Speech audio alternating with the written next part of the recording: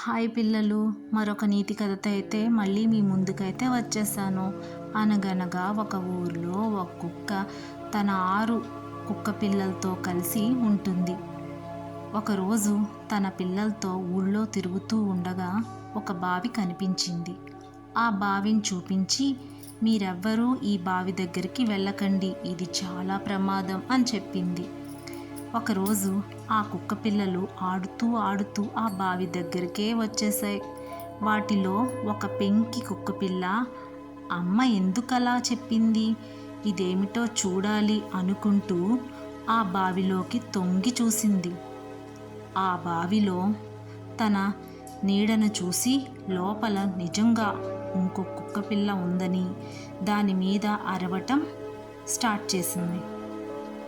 లోపల ఆ కుక్క ప్రతిబింబం దీనిలాగే అడవటం చూసి దానితో పోట్లాడటానికి ఆ బావిలో ఒక దూకు దూకింది.